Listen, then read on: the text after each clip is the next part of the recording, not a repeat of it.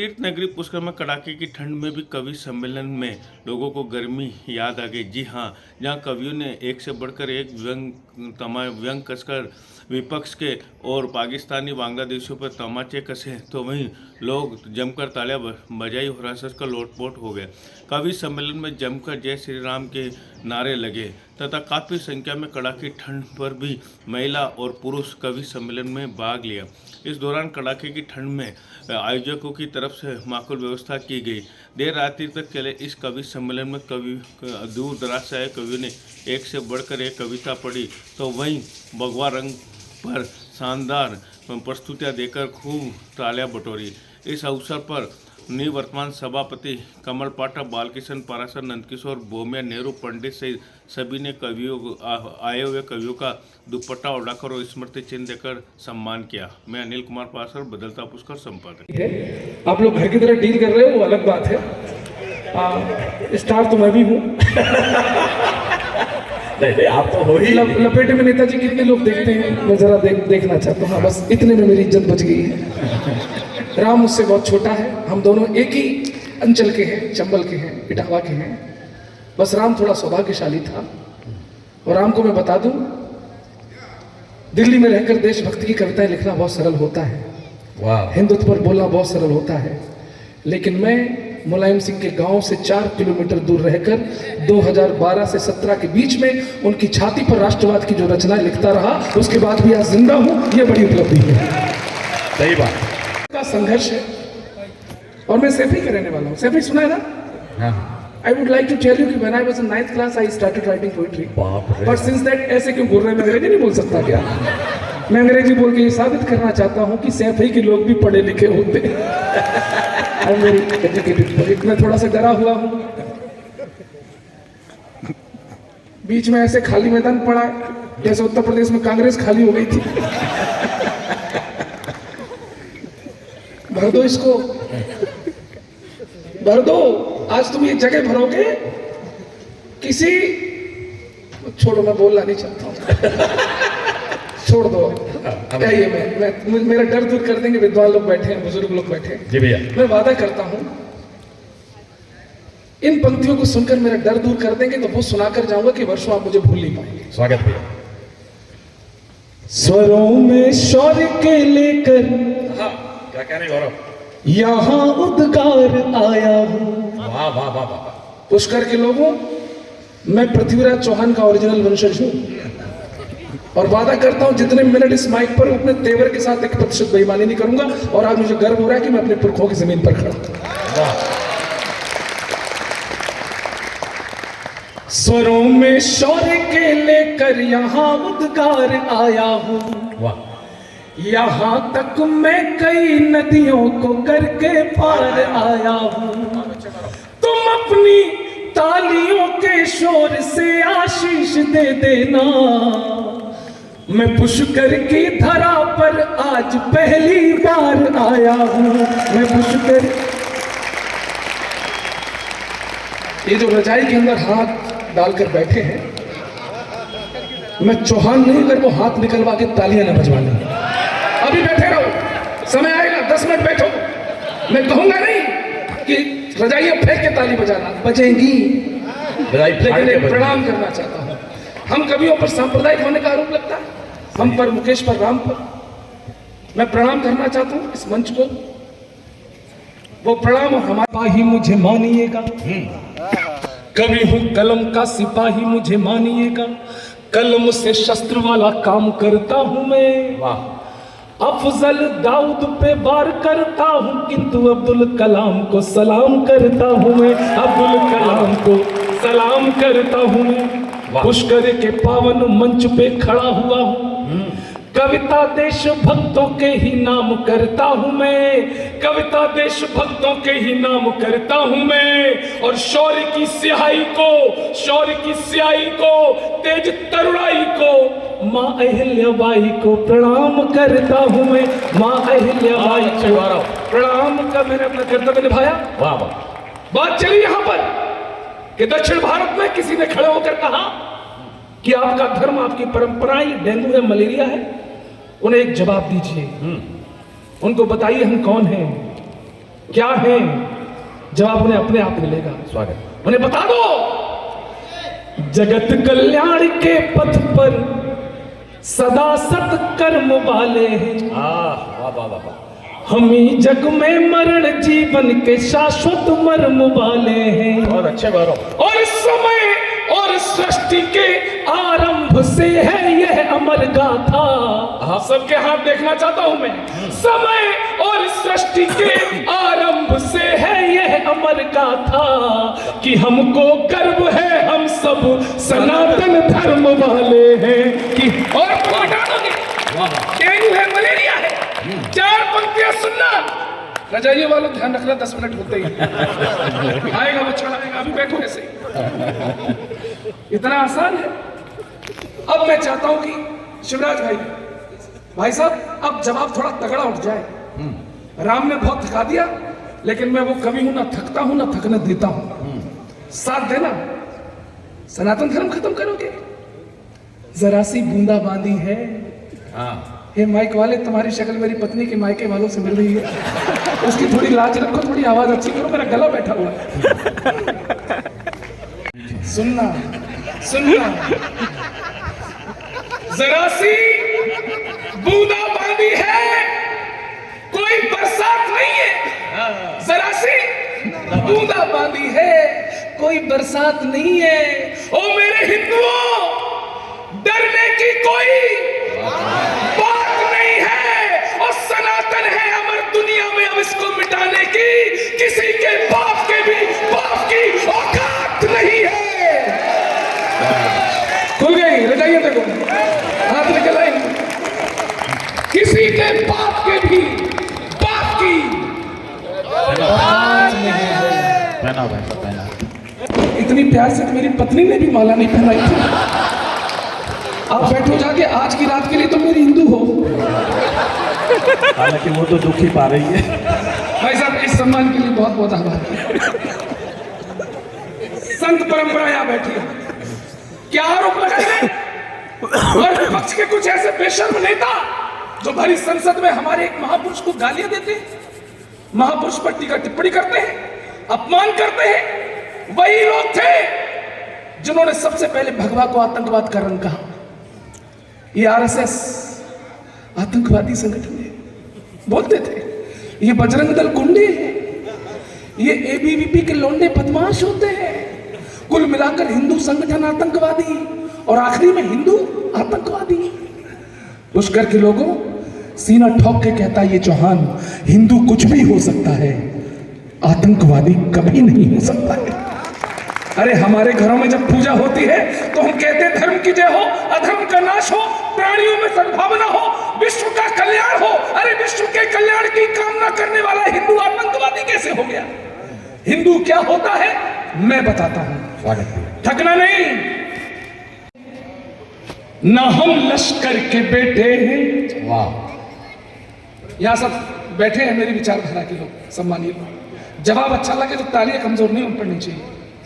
ना हम जैसे मोहम्मद हैं, ना हम लश्कर के बेटे हैं, नहीं आतंकवादी हम भगत शेखर के बेटे हैं, नहीं आतंकवादी हम भगत शेखर के बेटे हैं। और कोई गर्व फक्र करता हो कि वो बाबर का बेटा है, साथ चाहिए पुष्कर। कोई गर्व फक्र करता हो कि वो बाबर का बेटा है, तो हमको फक्र है हम वीर सावरकर के बेटे हैं। तो हमको बहुत अच्छे। वाह वाह। आप वीर सावरकर का मजाक उड़ा सकते हैं, उनकी विचारधारा को खत्म नहीं कर सकते हम लोगों के बीच से। और ये हमारे महापुरुषों की ताकत है। चिढ़ाया तो हमें बहुत गया। भाजपाई बैठे यहाँ पे, भाजपाइयों को बहुत चिढ़ाया गया। मंदिर वहीं बनाएंगे, तारीख नहीं बताएंगे, तारीख नहीं। कितना चिढ़ाया गया आपको, लेकिन कृपा थी ईश्वर की। मेरे बुजुर्ग लोग बैठे हैं, तारीख भी आई, मंदिर भी आया, गौरव चौहान की 4 पंक्तियां भी आई, माहेश्वरी सेवा सदन में अगले 30 सेकंड तक तालियों का सैलाब भी आने वाला है। जवाब अच्छा लगे, जो हमें चिढ़ाते थे तारीख नहीं बताएंगे, तो सुनो जाहिलो, जो कहते हैं कर जाते हैं जिगरा बहुत बड़ा है। हाँ। इस 12 डिग्री सेल्सियस में भाई साहब 42 डिग्री कर देना इस बार। जो कहते हैं कर जाते हैं जिगरा बहुत बड़ा है। अंगद अब भी पांव जमाए लंका बीच खड़ा है। अरे बाबर की औलादों, अरे बाबर की संतानों, अपनी छाती जरा टटोलो। अरे हमने जहां कहा था देखो झंडा वही गड़ा है। बहुत अच्छे, बहुत अच्छे। हाँ, काफी मेहनत। क्या कहा? कानों में ठूसा गया बचपन से हमारे शिवराज भाई साहब। बिल्कुल। कानों में ठूसा गया चरखे से क्रांति की स्थापना होती है। हमारे कानों में ठूसा गया चरखे से क्रांति की स्थापना होती है, चरखे से क्रांति की स्थापना होती है। अरे उत्तर प्रदेश में हमने अपनी आंखों से देखा है बुलडोजर से शांति की स्थापना होती है। और ये बुलडोजर निकल पड़ा है भाई साहब।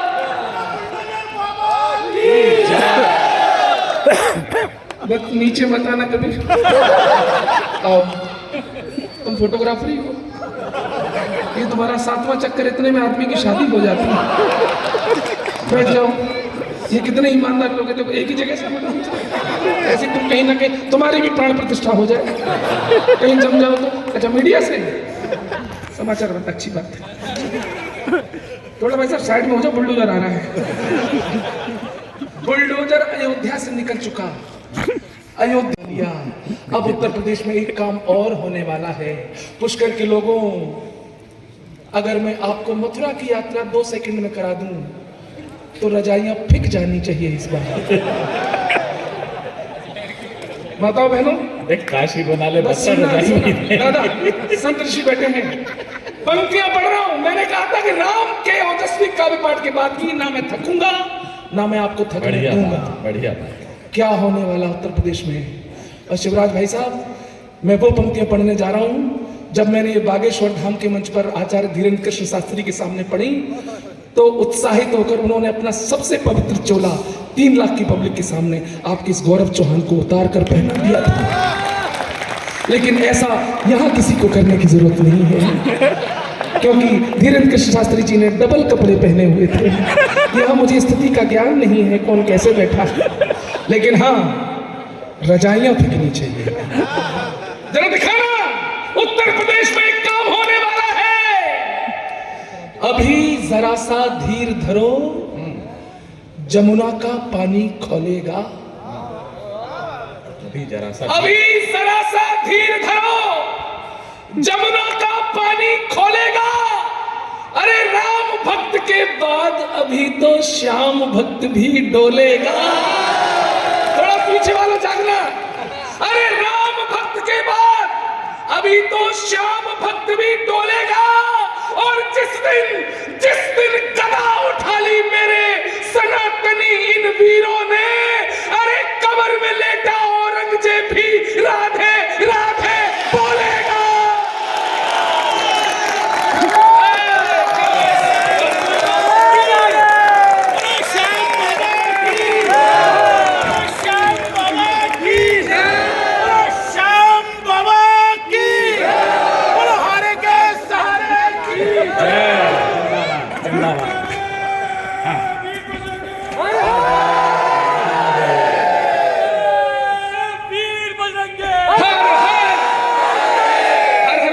भाई साहब, यही तो हम ज्ञानवापी में बोल रहे हैं, लेकिन वो मान कहाँ रहे हैं। कोर्ट ने भी कह दिया कि 400 वर्षों से भोले नंदी बाबा के सामने तो भोलेनाथ ही हैं, लेकिन कुछ लोग छाती पीट रहे हैं, हम पूजा नहीं होने देंगे, हम ये कर देंगे, हम वो कर देंगे। हमने भाई साहब शांत रहो, मान जाओ, ये उत्तर प्रदेश है, ये बाबा का प्रदेश है, यहाँ कुटाई भी अच्छे से होती है और यहाँ खुदाई भी अच्छे से होती है। और हमने देखो ज्यादा खुदाई मत कराओ, क्योंकि ज्यादा खुदाई कर दी तो भगवान तो छोड़ो कुछ और निकल आएगा। फिर से खतरनाक पंक्तियां आ रही हैं। भाई साहब हाथ खोल के बैठो, चौथी पंक्ति इतनी खतरनाक है, अचानक खुलोगे तो बगल वाले को चोट लग जाएगी। खुल के बैठिए, गौरव चौहान हिम्मत से पढ़ रहा है। तबीयत वैसी नहीं जैसी में हर बार होती है, लेकिन ऊर्जा पूरी। 10 मिनट मेरे पास है अभी। ज्यादा खुदाई मत करवाओ, क्योंकि खुदाई करवा दी तो भगवान छोड़ो कुछ और निकल आएगा, और जो निकलेगा वो साइंटिफिकली प्रूफ होगा। और कोई मेरी बात को गलत साबित कर दे तो माइक छीन ले मुझसे, लेकिन सच कह दिया हो और विज्ञान के धरातल पर खड़े होकर कह दिया हो तो सबके हाथ इस पर लगना चाहिए कि 500 लोग नहीं 50,000 बैठे हैं। जवाब सुने, खोदो, निकलेगा क्या? तुम खोदो, खोदो।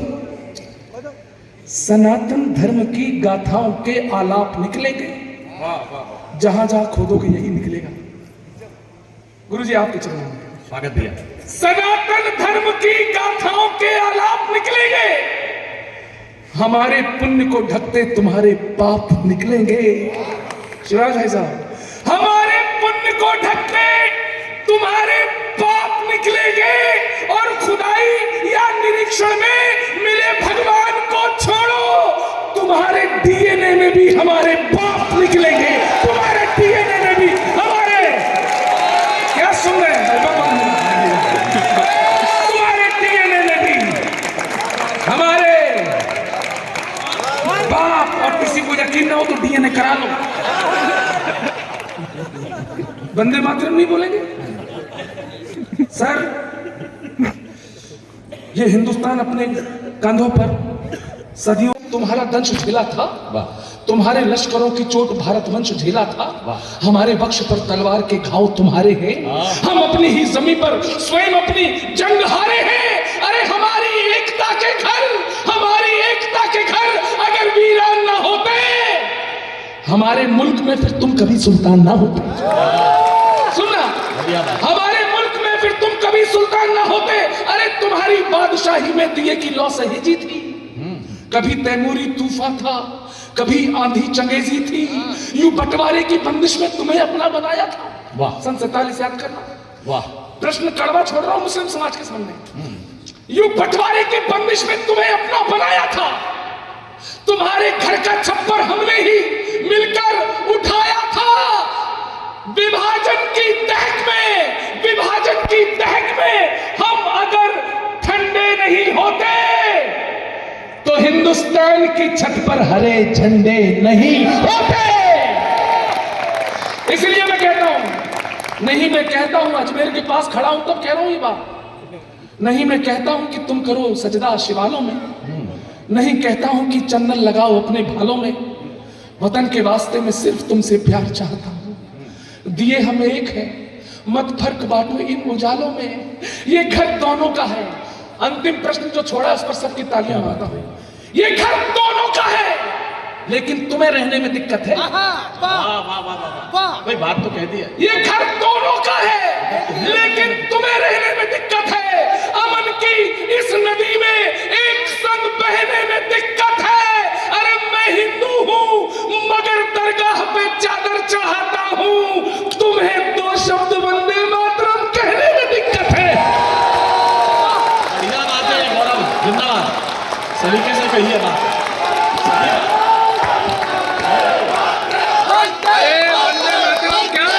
क्या बोलोगे? एक बार ये असहिष्णुता का लेवल तो हटे, और ओवैसी सुन ले। जिस दिन भारत माता के बेटों का संयम डोलेगा, जिस दिन अरे जिस दिन भारत माता के बेटों का संयम डोलेगा, अरे तू क्या, तेरा अब्बा भी भारत मां की जय बोलेगा। अंतिम 5 मिनट, मुझसे 25 मिनट का कहा गया था, लेकिन मैं आपको 2 घंटे सुना सकता हूं। लेकिन मैं बड़ा कवि हूं, अपने कर्तव्य जानता हूं। मुझे विनीत चौहान जी को भी सुनना है, उनको सुनना एक तरह का बहुत सौभाग्य होता है। स्वागत है। इतनी बात है जी। भाई साहब आप मोबाइल साइड में रख दो, और वैसे ही रख दो जिस तरह पंजाब में कांग्रेस ने सिद्धू को रख दिया था। ये राम कहता है तुम बहुत बड़े कवि हो, टीवी पे आते हो, पाकिस्तान पे कुछ लिख के दिखाओ। शिवराज भाई साहब जी सच बताना, आपको आपकी कसम हो, पाकिस्तान कोई लिखने की चीज है? पाकिस्तान की जितनी सेना है उतने तो कुंभ में नागा बाबा घूम रहे हैं। पाकिस्तान की जितनी पुलिस है उससे ज्यादा तो हमारे यहाँ जेलों में कैदी बंदे हैं, शाम को कैदियों की सजा माफ, सवेरे पाकिस्तान। अरे पाकिस्तान तो कुछ नहीं, पाकिस्तान पाकिस्तान से कुछ नहीं बना, उसने हमारे सन्नी देओल पे भी वो बैन लगा दिया। बोला ये वही हीरो है जिसने हमारे खिलाफ 2 फिल्में लिखी थी, गदर 1 और गदर 2, दोनों में हमारी आग थू। इसलिए हम सन्नी देओल को पाकिस्तान का वीजा नहीं देंगे, वीजा नहीं देंगे। हमने कहा ये पाकिस्तान तेरी इतनी औकात कि तू हमारे सन्नी देओल को वीजा ना दे। अब मेरे नौजवानों जरा उछल जाना, तेरी इतनी औकात कि तू हमारे सन्नी देओल को वीजा ना दे। सुन पाकिस्तान, दुनिया में फजीहत का नतीजा ही रहेगा, तू दुनिया में फजीहत का नतीजा ही रहेगा। देखोगे कदर, मन सदा खींचा ही रहेगा, और तुम दो या ना दो वीजा उसे पाक के लोगों, सन्नी तुम्हारा जीजा था, जीजा ही रहे।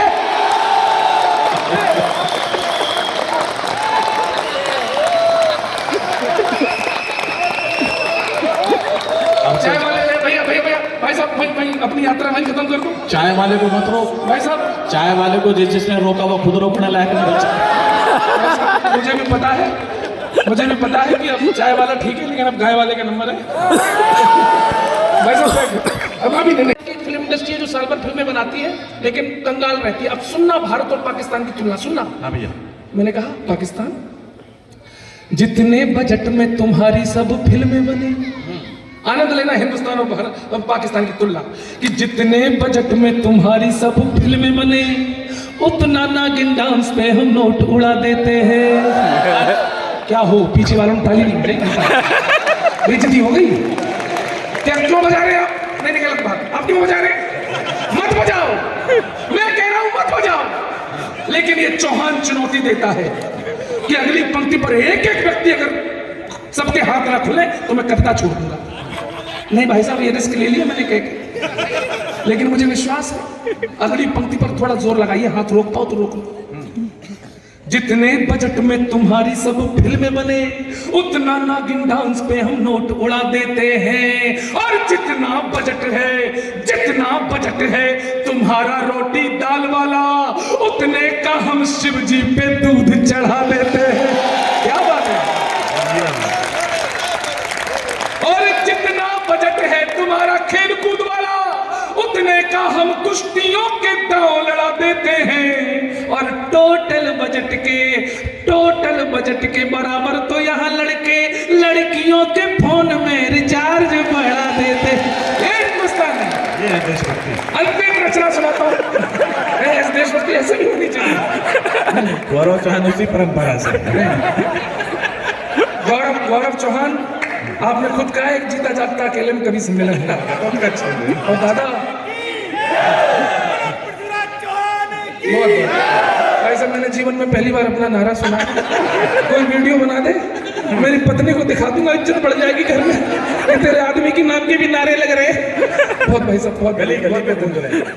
लेकिन मित्रों, गौरव चौहान वो कवि है जो आपने बनाया है।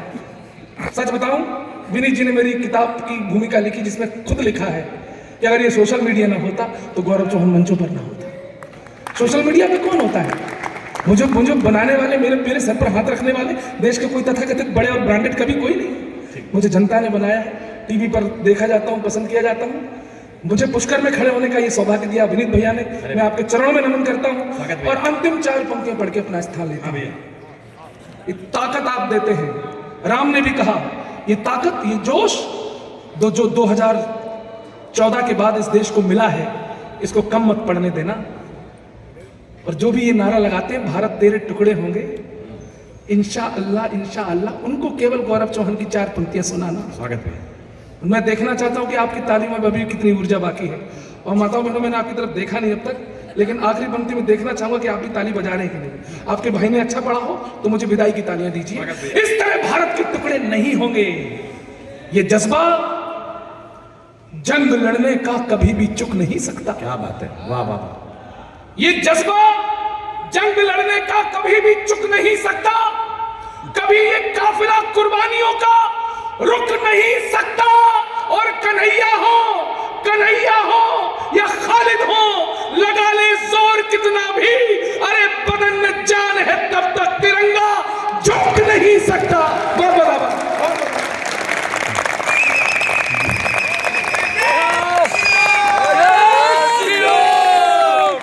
बहुत बढ़िया। भाड़ में जाए तहजीब तुम्हारी।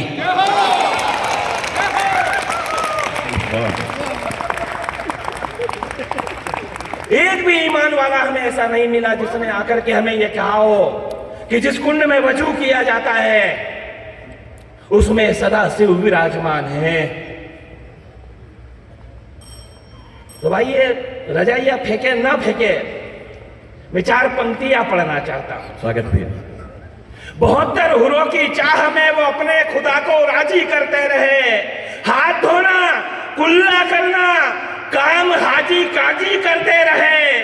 पढ़ाते रहे हमें गंगा जमनी तहजीब, शिवलिंग पर वजू नमाजी करते रहे।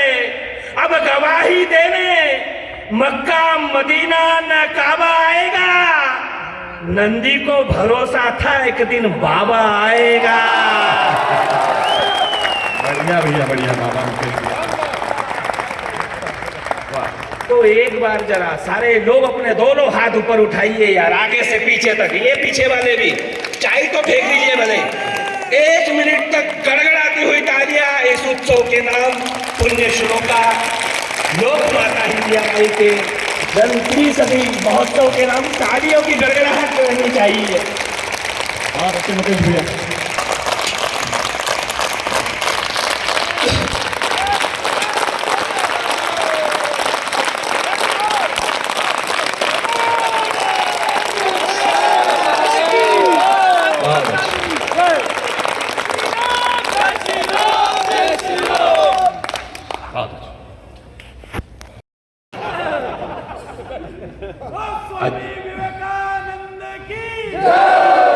चले बांग्लादेश।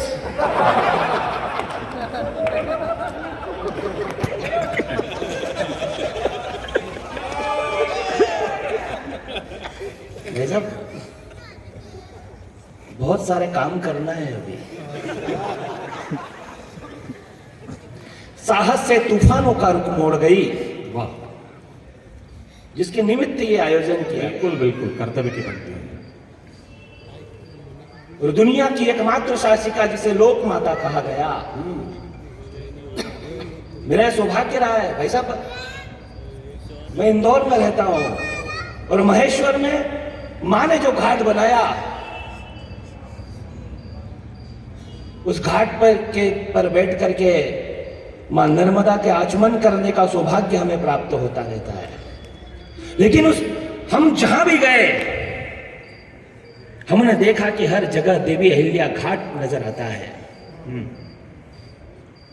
जिसने 12 ज्योतिर्लिंग, 4 धाम और जहां जहां भी सनातन के प्रतीक चिन्ह है सभी जगह घाटों का निर्माण किया, तीर्थों का जीर्णोद्धार किया, अन्न क्षेत्र चलाए। और मुगल आक्रांताओं ने जो भी सनातन का नुकसान करने की कोशिश की, अपने कर्मों से सनातन की धर्म ध्वजा को फिर से ऊंची करने का कार्य जिसने किया, उसी का नाम लोक माता अहिल्याबाई है। साहस से तूफानों का रुख मोड़ गई, ले तलवार कायरता का मुंह तोड़ गई। लोगों ने कहा कि राजा राम मोहन राय ने सती प्रथा बंद करवाई, पूजनीय है, प्रणाम करते हैं। लेकिन 1828 की बात, लेकिन मैं आपको ले चलता हूं उस कालखंड में जब एक ससुर ने अपनी पुत्र वधू से कह दिया कि बेटी तुझे सती होने की आवश्यकता नहीं है, इस राज्य की बागडोर अब तुम्हारे हाथों में है अहिल्या। पंक्तियां पढ़ना चाहता हूं। स्वागत है। मातृशक्ति विराजित है। वैसा भी हमने देवी अहिल्या के नाम पर, लोक माता के नाम पर मालवा प्रांत का दुर्गा वाहिनी मातृशक्ति का 35,000 बहनों का शक्ति संगम का कार्यक्रम संपादित किया। महाकाल की बेटी वो काल से लड़ जाया करती। राजद्रोह ने जब खूनी पंजा मारा तब चंद्रावतों की गद्दारी को रानी ने ललकारा। ममता पर अपनी मां ने रख लिया पत्थर था, गजराज के पैरों तले लाडले का सर था। बेटे से अधिक प्रजा की इज्जत उसे प्यारी थी, मां अहिल्या साक्षात जगदम्बा उतारी थी। भैया मुकेश भैया, आज के लिए जगदम्बा उतारी थी। सौराष्ट्र के सोमनाथ से संघर्षों का सामर्थ्य पाया, सौराष्ट्र के सोमनाथ से संघर्षों का सामर्थ्य पाया। श्रीशैल के मल्लिकार्जुन ने मंगल आशीष बरसाया। अवंतिका के महाकाल से कालजयी स्वाभिमान मिला। रेवा तट पर ममलेश्वर से मर्मज्ञता का मान मिला। अडिग रहे बैजनाथ ने संकल्पों का शस्त्र दिया। वैसे भिड़ने का भीमा शंकर ने अस्त्र दिया। त्र्यंबकेश्वर से गौतमी तट पर भारत को पुरुषार्थ मिला। कुसुमेश्वर से नवयुग की महाभारत का पार्थ मिला। केदारनाथ ने दी करुणा, नर नारायण साथ चले।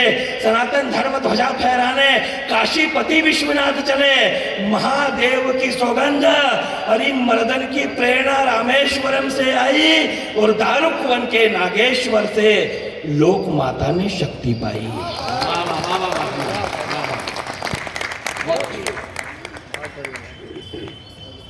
डर लग रहा है,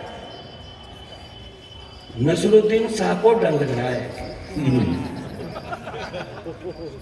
जावेद अख्तर को डर लग रहा है, आमिर खान की लुगाई को डर लग रहा है, हकले को डर लग रहा है।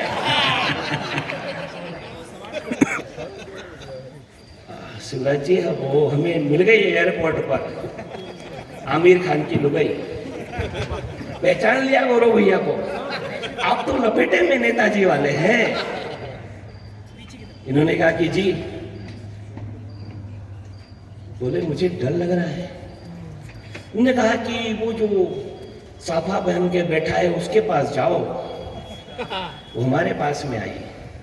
हमने कहा क्या समस्या है? उसने कहा डर लग रहा है। हमने कहा कि ये डिपार्टमेंट धीरेन्द्र शास्त्री जी के हाथों में है।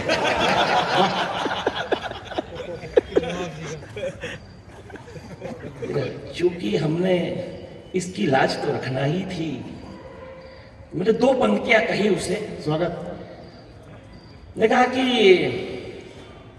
पासपोर्ट पर लगी राष्ट्रीयता की मोहर बदल लो। क्या बात, जोरदार तालियां दोनों हाथ उठा के। दूसरी पंक्ति सुनो ना, मेन तो वो है। मैं तो दूसरी सुना देता, लेकिन प्रारंभ पहली वाली नहीं सुनते तो आप कहते कि पहली में क्या था। देखा कि पासपोर्ट पर लगी राष्ट्रीयता की मोहर बदल लो। इतना ही डर लगता है आपा तो अपना शोहर बदल लो।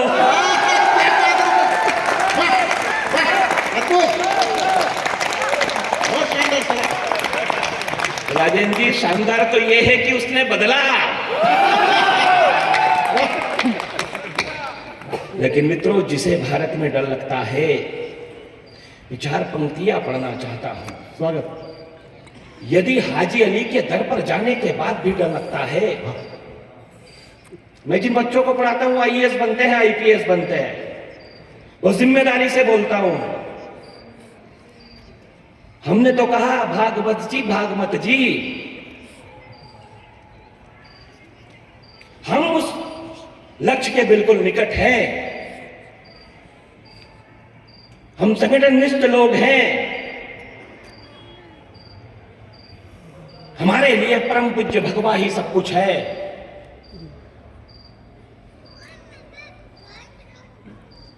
चार पंक्तियां पढ़ना चाहता हूं। हम तो तलवार लेकर के निकल पड़े हैं गर्दनें काटने के लिए, लेकिन हिंदुओं को जिस तरह से काटा जा रहा है, बांग्लादेश में जो हो रहा है, राफेल धूल खाने के लिए नहीं है।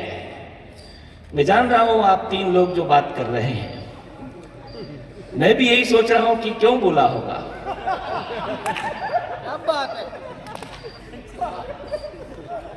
लेकिन मुझे पता है, अनमोल को भी ये पता है कि कब धीरे चलना है, कब तेज सवारी करनी है।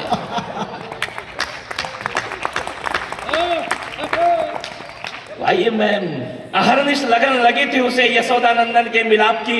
मुगलानी ताज एक बेटी थी मुसलमान बाप की। मुगलिया सल्तनत का दौर वो भी क्या एक जमाना था। तुलसी बाबा का मित्र वो अब्दुल रहीम खान खाना था। सैयद गुलाम नबी रसलीम की रचनाओं में गंगा का आवेग था। श्री कृष्ण के चरणों का अनुरागी बुंदेलखंड का वो कार्य बेग था। सरमद ने कहा इस्लाम से तौबा कह दो जाकर हुक्मरानों से। नजीर बनारसी ने लिखा कि उर्दू की परवरिश हुई है हिंदू घरानों से। बाबा फरीद के पदों को गुरु ग्रंथ साहब में स्थान दिया, मीर मियाँ के हाथों स्वर्ण मंदिर की नींव रखवा करके मान दिया, श्री कृष्ण भक्ति की धारा रस खान ने बहाई है, शिरडी के साईं ने कहा यह मस्जिद नहीं यह तो द्वारिका माई है। देशभक्तों की जिह्वा पर अशफाकुल्लाह और अब्दुल हमीद के नाम रहते हैं। 125 करोड़ हिंदुस्तानियों के जहन में डॉक्टर एपीजे अब्दुल कलाम रहते हैं। शानदार। लेकिन फिर भी यदि किसी को डर लगता है, यदि हाजी अली के दर पर जाने के बाद भी डर लगता है, यदि हाजी अली के दर पर जाने के बाद भी डर लगता है, अगर चिश्ती की दरगाह पर शीश झुकाने के बाद भी डर लगता है, अगर आधी रात को अदालत की सीढ़ियां चढ़ने के बाद भी डर लगता है, अगर 5 वक्त नमाज पढ़ने के बाद भी डर लगता है, उन भिखारियों को इतनी शोहरत दिला दी फिर भी डर लगता है, अरे कुत्तों की तरह भौंकने की आजादी फिर भी डर लगता है, तो मानवता के हक में एक इतिहास गढ़ना चाहिए और ऐसे लोगों को अब हनुमान चालीसा पढ़ना चाहिए।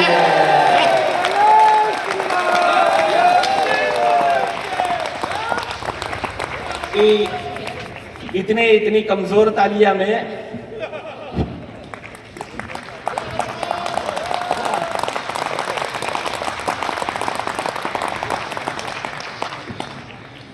एक बार जरा फिर से सारे लोग अपने दोनों हाथ ऊपर उठाइए यार, जरा ये गड़गड़ाते हुए तालियों के साथ में।